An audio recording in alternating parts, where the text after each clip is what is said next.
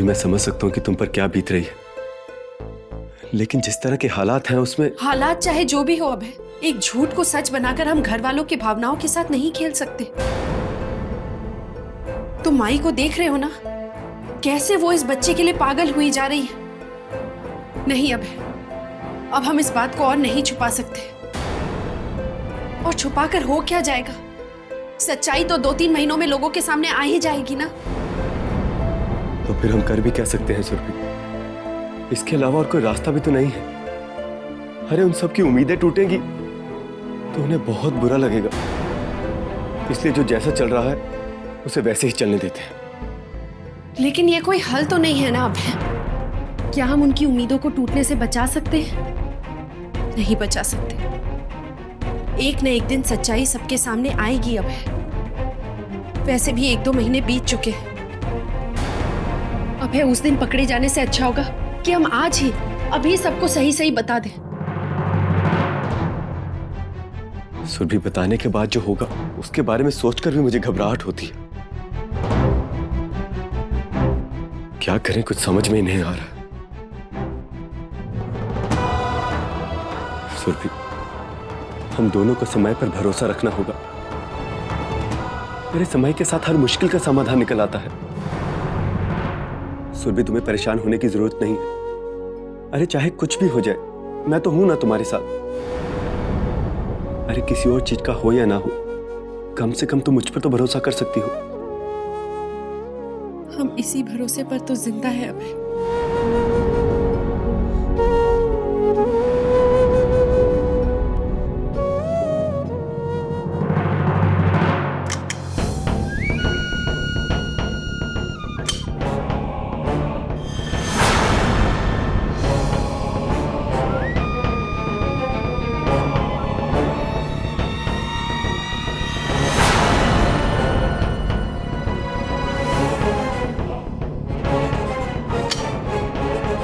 बेटा,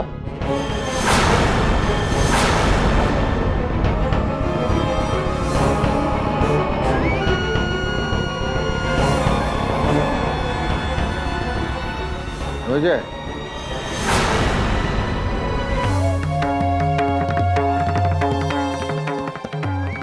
मुझे झूठ ना निकले।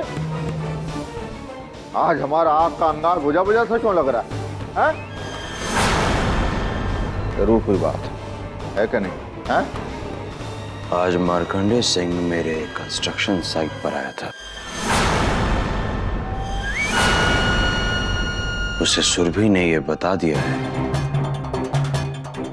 कि मैंने ही उन्हें खंडेश्वर के मंदिर में मारने की कोशिश की। मेरे ससुरे को अब यह पता चल गया है कि अभय और सुरभि को मुझसे खतरा है। मैं उनकी जान लेना चाहता हूँ।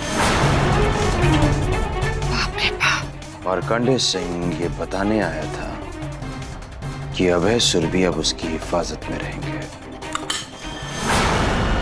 सबसे बड़ी बात ये कहने आया था कि वो अपने बेटे और बहू के साथ है।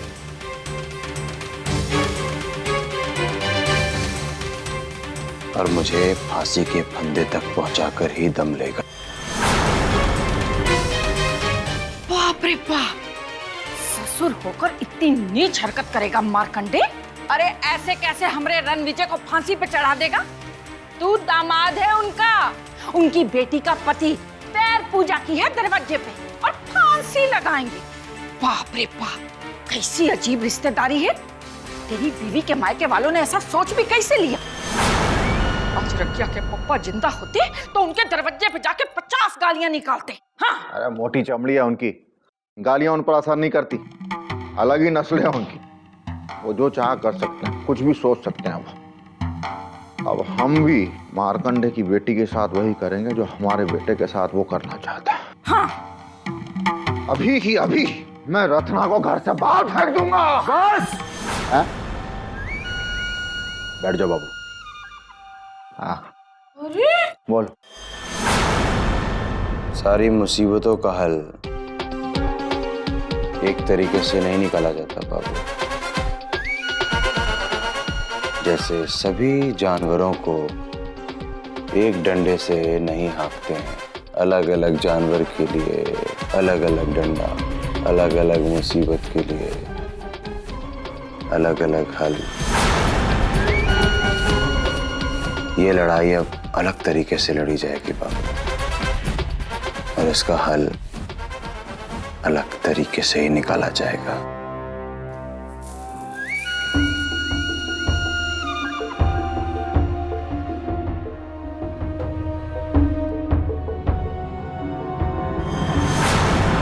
क्या है? मरकंडे सिंह के लिए अब ये गोलियां बेअसर हो गई हैं बाबू। मरकंडे सिंह का हल इस बंदूक और इन गोलियों में नहीं है बाबू। प्यार से लड़ी जाएगी, प्यार से।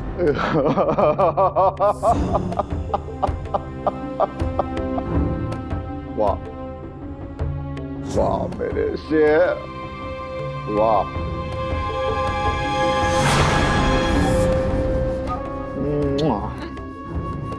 ये बात मुंह से झूठ ना निकले, तेरे भेजे में भी लोमड़ी का दिमाग आ ही गया।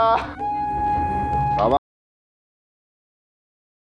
ऐसे ही हमारा नाम रोशन करते रहो।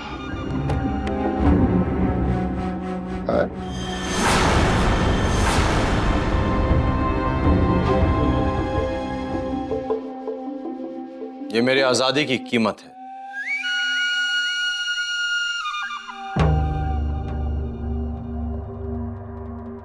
जितनी जल्दी हो सके अमेरिकी केस को रफा दफा करो।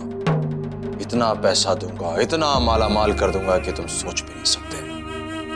बस मुझे इस मुसीबत से बाहर निकालो। देखिए सिंह साहब, हम तो पूरी कोशिश कर रहे हैं कि आपको बाहर निकाला जाए, लेकिन सिंह साहब एक समस्या है। कैसी समस्या? अरे वही अपने बड़े साहब का थोड़ा पंगा है। मुझे बस ये डर है कि अगर वो नहीं माने तो थोड़ी मुश्किल हो जाएगी।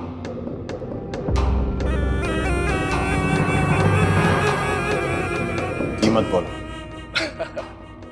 अरे सिंह साहब, अगर वो हमारे जैसे होते तब तो कोई प्रॉब्लम ही नहीं थी। हमारे बड़े साहब बड़े ईमानदार इंसान हैं। रुपये पैसे की कोई वैल्यू नहीं है उनके सामने।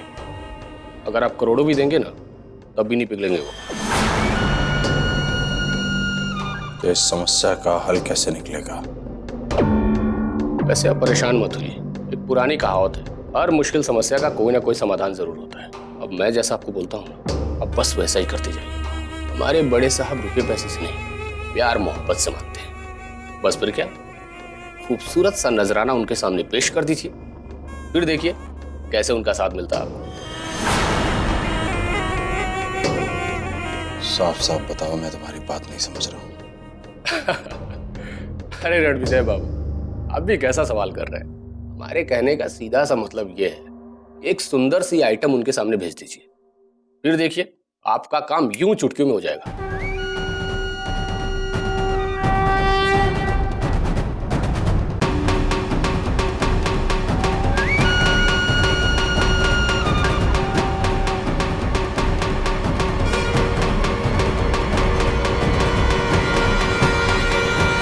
तेरी मस्त मस्त दो नैन मेरे दिल का ले गए चैन।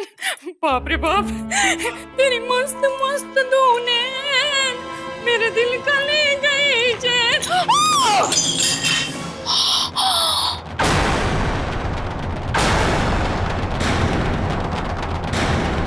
बाप रे बाप, ये क्या किया? सारा अचार खराब कर दिया। इतनी महंगी बरनी तोड़ दी। अरे इस घर में और पता नहीं क्या क्या तोड़ेगी तू। इस घर को बर्बाद करने पे तुली हुई है। हे भगवान, पता नहीं कौन सी मनहूस खड़ी थी जब ये ब्याह करके इस घर में आई थी। इस घर का सत्यानाश करने पे तुली हुई है। बस आने दे तू रणविजय को। एक एक बूंद पानी के लिए तरसा नहीं दिया तो हम अपनी असल के नहीं। आने दे तू बस रणविजय को। चलो दीदी, क्यों इतना गुस्सा कर रही हो? एक पढ़ने ही तो टूटा है ना। ऐसी सांस है रे तू? हाँ, एक बहू को दबा के नहीं रख सकती। देख, तूने इसे सर पे चढ़ा रखा है। हाँ, मुंह से झूठ ना निकले, इसको जमीन पे उतारने वाला भी आ गया। रणविजय, अरे मेरे लाल, अरे मेरे देख इस कलमुही ने क्या किया, सारे का सारा अचार खराब कर दिया, इतनी महंगी बरनी तोड़ दी। रकिया के पप्पा जिंदा होते तो आज इसे बांस की पट्टी पे लिटा देते। पूछ से ऐसा क्यों किया? अरे पूछने को गोली मार। ऐसा सबक सिखा कि पूरी जिंदगी इतनी बड़ी गलती करने के लायक न रहे।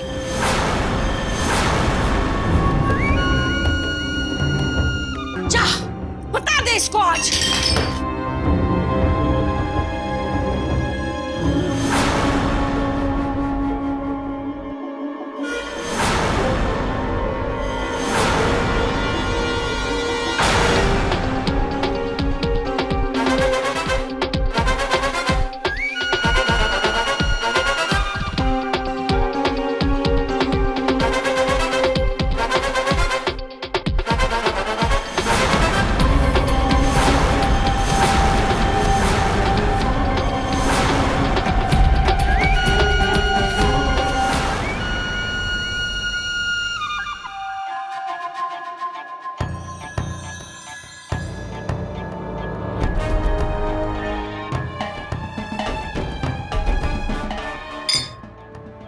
गलती इंसानों से ही होती है बुआ।